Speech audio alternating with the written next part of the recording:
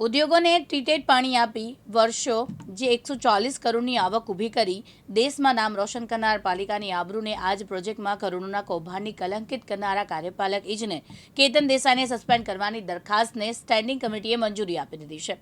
હવે આ પ્રોજેક્ટ કેન્દ્રની ગ્રાન્ટમાંથી થવાનો હોવાથી પ્રોજેક્ટ કોસ્ટ યેનકેન પ્રકારે વધારીને પાલિકાને અબજો રૂપિયાનો ચૂનો ચોપાડવાનો પ્રયાસ વિજિલન્સને પ્રાથમિક તપાસમાં ખુલ્યું છે।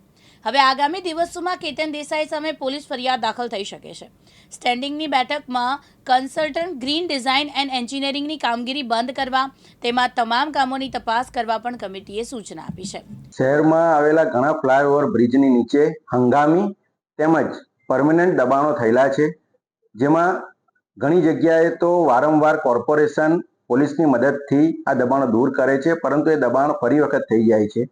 આજે સ્થાયી સમિતિમાં આ સૂચના આપવામાં આવી હતી કે આવા જે દબાણો છે ફ્લાયઓવર બ્રિજની નીચેના, તે દબાણો પોલીસની મદદ લઈને કાયમી દૂર કરી દેવામાં આવે અને આ જગ્યાઓમાં પ્લેસ મેકિંગ કરીને આ જગ્યાઓને વ્યાપારિક ધોરણે ફાળવવામાં આવે, જેથી કરીને કોર્પોરેશનને એક આવક પણ થાય અને ભવિષ્યમાં આ બ્રિજની નીચે દબાણ પણ નહીં થઈ શકે।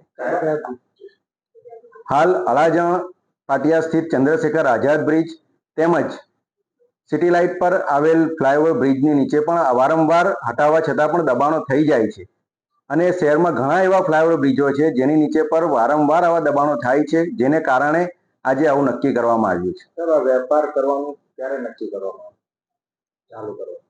આ વહીવટી પ્રક્રિયા છે। આ વહીવટી પ્રક્રિયામાં કોર્પોરેશનના ડિપાર્ટમેન્ટ દ્વારા જે તે જગ્યાએ આનું ડ્રોઈંગ કરીને કયા હેતુ માટે આપી શકાય તે માટે નક્કી કરીને સ્થાયી સમિતિ સમક્ષ રજૂ કરવામાં આવશે। યાસીન દારા, દિવ્યાંગ ન્યૂઝ, સુરત।